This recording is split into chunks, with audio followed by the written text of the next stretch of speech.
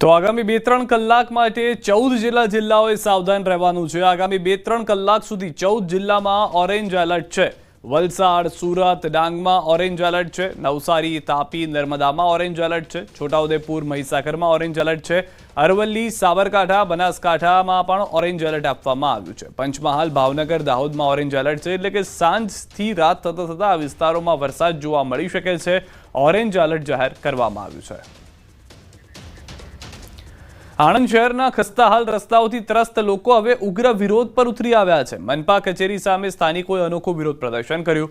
વિરોધ પ્રદર્શન દરમિયાન બીમાર રસ્તાનું પૂતળું સ્ટ્રેચર પર લઈ જઈને દર્દીઓની જેમ તેને ટ્રીટમેન્ટ આપવામાં આવી। રસ્તાઓની દયનીય સ્થિતિ દર્શાવવામાં આવી। મનપાના ડેપ્યુટી કમિશનરને રસ્તાઓની સ્થિતિ બતાવી ઉગ્ર રજૂઆત કરવામાં આવી।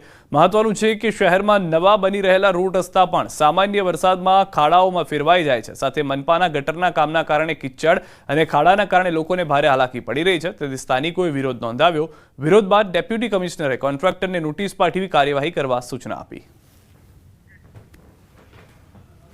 આજે મારા આણંદના ખાડાઓ બીમાર પડી ગયા છે, એટલે આપણે પ્રતિમા રૂપે ખાડાઓને આપણે બીમાર પડી ગયેલા છે, એટલે મહાનગરપાલિકા કમિશનર સાહેબને આપણે એને સાથે એડમિટ કરીશું, કહીશું કે તમે આ ખાડાઓ સરખા કરો। સાથે જે આઇકોનિક રોડ બનાવ્યો છે મહાનગરપાલિકા દ્વારા, જે જીજે પટેલ કન્સ્ટ્રક્શન કંપનીને આપ્યો હતો, એ કન્સ્ટ્રક્શન કંપનીને બ્લેકલિસ્ટ કરવામાં આવે, કારણ કે 45 દિવસની અંદર એ રોડની હાલત ખરાબ થઈ ગઈ છે। નગરપાલિકા પાસે રોડ રીસર્ફેસની ગ્રાન્ટ આવેલી છે, પરંતુ હાલમાં તાત્કાલિક રોડ બનાવવામાં આવે તો એ રોડ બેસી જવાની પૂરેપૂરી શક્યતા હોય। અત્યારે રસ્તાઓ બને ત્યાં હોય તેમ મોટર બેલ કરી અને જ્યાં ખાડા હોય તાત્કાલિક પૂરવાની કાર્યવાહી કરીશું। કામ પ્રગતિમાં છે, કોન્ટ્રાક્ટર દ્વારા હજી કામગીરી પૂર્ણ કરવામાં આવેલી નથી અને આની સંપૂર્ણ જવાબદારી જે તે કોન્ટ્રાક્ટરની છે। કોન્ટ્રાક્ટરને આ બાબતે અમે નોટિસ પણ આપી છે। વલસાડ જિલ્લામાંથી પસાર થતા અમદાવાદ મુંબઈ નેશનલ હાઈવે પર બસ મોટા ખાડા પડ્યા છે અને આ ખાડા વાહન ચાલકો માટે જોખમી બન્યા છે। આજે વલસાડના પારનેરાના મુકુંદ બ્રિજ નજીક નેશનલ હાઈવે પર પડેલા ખાડામાં એક બાઇક ચાલક પટકાતા ઇજાગ્રસ્ત થયો। ખાડામાં વાહનનું ટાયર પડતા તે રોડ પર પટકાયો હતો, જેને કારણે તેની ઈજા પણ થઈ હતી, જેથી રોષે ભરાયેલા યુવકે હાઈવે પર પડેલા ખાડામાં જ બેસી વિરોધ વ્યક્ત કર્યો। બનાવની જાણ થતાં જ પોલીસની ટીમ પણ સ્થળ પર પહોંચી હતી અને યુવકને સમજાવી અને હોસ્પિટલ ખસેડ્યો હતો।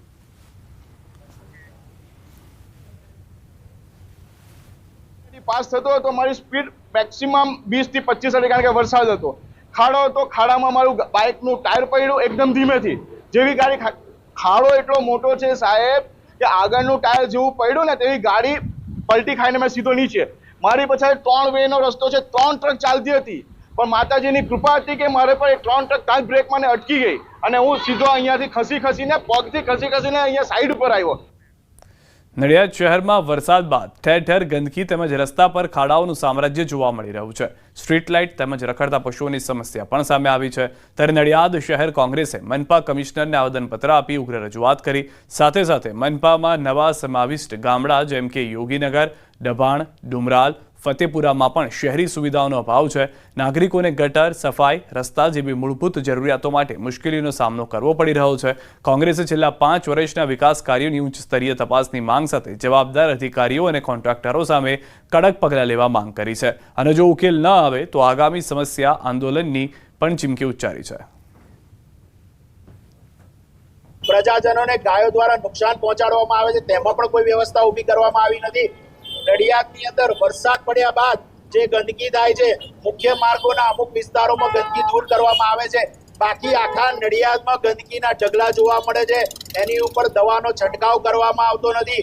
અત્યારે કોલેરા ફાટી નીકળે તેવી પરિસ્થિતિ હોવા છતાં પણ આ નિદ્રાથી તંત્ર ઉઠતું નથી। જે રોડ અને રસ્તાઓની રજૂઆત છે એમાં ઉઘાડ જેવો નીકળશે એવો જ અમારી પાસે વેટ મિક્સ અને કોલ્ડ મિક્સના જથ્થાનો અમે ઓર્ડર આપી દીધેલો છે। અમારી પાસે એ ટીમો પણ તૈયાર છે અને એ તાત્કાલિક અસરથી એ કાર્યવાહી આપણે જેવો પણ ઉઘાડ 2 દિવસ નીકળે એટલે આપણે કરી દઈશું। ભાવનગરમાં અસામાજિક તત્વોને નથી રહ્યો પોલીસનો ડર। જાહેરમાં લુખ્ખાઓની દાદાગીરી એટલી વધી ગઈ છે કે લોકોને ઊભા રાખી લૂંટ ચલાવી લે છે।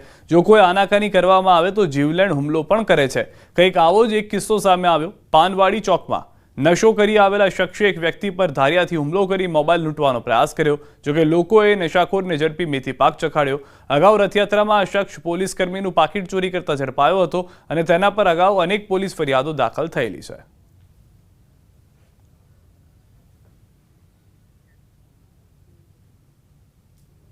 લેવા ઇલેક્ટ્રિકનો જતો હતો અને એ ભાઈ મને રસ્તામાં ભેગા થયા અને મને મારી ગાડી ઊભી રાખીને મારી પાસે પૈસા માંગ્યા અને સીધો મને મારવાની વાત કરીને સીધું ધાર્યું લીધું મને મારવા માટે થઈને સાહેબ. નર્મદાના રાજપીપળામાં જીઈબીની બેદરકારીના કારણે ખેતરમાં કામ કરતા શ્રમિકને કરંટ લાગ્યો. શ્રમિકના શરીરનો અડધો અંગ થોડા સમય માટે કામ કરતો બંધ થઈ ગયો. સદનસીબે અડધો કલાક બાદ શ્રમિકના સારું થઈ જતા પરિવારે હાશકારો મેળવ્યો, પરંતુ જીઈબીની પ્રી મોન્સૂન કામગીરીની પોલ ખોલી કાઢી. ખેતરોમાં 11 કેવીના હેવી વાયરો લટકી રહ્યા છે, જેના કારણે અન્ય ખેડૂતોને પણ ખેતરમાં કામ કરવા જવા માટે ડર લાગી રહ્યો છે. ખેતરમાં કેળા કટિંગનું કામ પણ બંધ થઈ જતા ખેતીમાં નુકસાનીની ભીતિ ખેડૂતો સેવી રહ્યા છે. અત્યારે જે હેવી લાઈન જાય છે 11 કેવીની એ અમારા ખેતરમાંથી પસાર થાય છે, નીચે વાયર નમી ગયા છે અને એના લીધે અમારા મજૂરને કરંટ લાગ્યો છે. આજે હાલત હજુ કપોડી છે, થોડુંક કામ નથી કરતું. જામનગરની ધ્રોલ પાલિકા વિસ્તારમાં એમએલએના પુત્રએ પીએમ આવાસ યોજનાનો લાભ લીધો. જામનગરની કાલાવડ વિધાનસભાના ધારાસભ્ય મેઘજી ચાવડાના પુત્ર મોહિતે પ્રધાનમંત્રી આવાસ યોજનાનો લાભ લીધો. ભવ્ય જીવનશૈલી જીવતા એમએલએના પુત્રએ આવાસનો લાભ લેતા અનેક સવાલો ઊભા થયા. ધારાસભ્ય એવું કહે છે, મેં મીડિયાના માધ્યમથી જોયું કે મારો પુત્ર અલગ રહે છે, તો ધ્રોલની કોઈ પણ પ્રજાને તમારે પૂછી જવાનું. એની આગળ સ્કોર્પિયો બ્લેક કલરની ગાડી છે, એમએલએ ગુજરાત લઈને આટા મારે છે. 4 4 વ્હીલમાં એમએલએ ગુજરાત લખેલી ગાડી લઈને આટા મારે છે. તો ધારાસભ્ય શ્રીનો પુત્ર જોઈન્ટ ફેમિલીમાં રહે છે. જે લાભાર્થી હોય એ જ વ્યક્તિ આવે, એનું રેશન કાર્ડ હતું, તેમની અંદરમાં એમનું એમની વાઈફનું નામ હતું, ધારાસભ્ય શ્રીનું સાથે જોડે કોઈ નામ નહોતું. જે ડોક્યુમેન્ટ જોતા હતા એમને પૂરતા પાછા કરી દીધેલા હતા. કેમ કે અમારે લાભાર્થી કોઈ પણ આવે તો જે ડોક્યુમેન્ટ લેવાના હોય એની પાસે માંગવાના હોય, જે તે કામગીરીને લગત એના નીતિ નિયમ એમને સમજાવવાનો કે આ રીતે તમને બધું પાસ થશે ને આ થશે. બીજી કોઈ જાણ અમારે એની ન કરવાની હોય અને કઈ જાણ નહોતી. અમદાવાદની ઝાયડસ હોસ્પિટલે આરોગ્ય ક્ષેત્રમાં એક નોંધપાત્ર સિદ્ધિ હાંસલ કરી છે. ગુજરાતની જાણીતી ઝાયડસ હોસ્પિટલે 3 વર્ષમાં 250થી વધુ લીવર ટ્રાન્સપ્લાન્ટ પૂર્ણ કર્યા છે. હાલની લાઇફસ્ટાઇલમાં લીવરના રોગો મોટા પ્રમાણમાં વધી રહ્યા છે. નાની ઉંમરની વ્યક્તિઓમાં પણ તેને લગતી બીમારીઓ વધી રહી છે. કારણો ઘણા બધા છે. તેની સામે Zydus hospital liver transplant programme હેઠળ લીવરને લગતા રોગો સામે મજબૂતાઈથી દર્દીઓની લીવર હેલ્થનું ધ્યાન રાખી રહી છે. ભારતમાં લીવર ટ્રાન્સપ્લાન્ટ પ્રોગ્રામના પાયોનિયર ડોક્ટર આનંદ ખખ્ખરની આગેવાની હેઠળની નિષ્ણાંત ટીમના doctor Yash Patel, doctor Mayur Patel, critical care ટીમના ડોક્ટર હિમાંશુ શર્મા તેમજ સિનિયર એનેસ્થેસિસ્ટ અને lead doctor Mita Agrawal, doctor Paragsinh Gohil સહિતની ટીમે અનેક દર્દીઓને લીવર ટ્રાન્સપ્લાન્ટ દ્વારા નવજીવન આપ્યું છે. જોકે દર્દીઓ પણ ઝાયડસની સારવાર અને સુવિધાથી ખુશ દેખાયા. Quality of manpower, quality of infrastructure, quality of equipment and the quality of multidisciplinary team at Zydus Hospital is at par with the best centers in the world. 1 મહિનો 5/11/2023ના દિવસે મારું ઓપરેશન થયું હતું અને 11 ડિસેમ્બરે મારી બર્થડે હતી. મારી ફેક્ટરી જઈને બધાને મેં જમવા માટે 200 માણસોને બોલાયા અને સેલ્ફ ડ્રાઈવ ગાડીને 1 મહિનો 11 દિવસે સેલ્ફ ડ્રાઈવ કાર કરીને હું ફેક્ટરી ગયો. એટલે તમે ડૉક્ટરો તો પૂરું કરે છે અને મેં તો મારા ફેમિલીના બધા જ મારા નક્કી કર્યું છે કે ઝાયડસમાં જ જવાનું. મેં એને કીધું છે મારા છોકરાઓને. ત્યાંની ટ્રીટમેન્ટ, ત્યાંના ડૉક્ટર્સ, ત્યાંનો support staff, nursing staff, whole package in one roof, starting from physiotherapy all the way to surgeon. એટલે અમદાવાદ ને ગુજરાતમાં આ ફેસિલિટી છે આપણા બધા માટે બહુ સારું છે.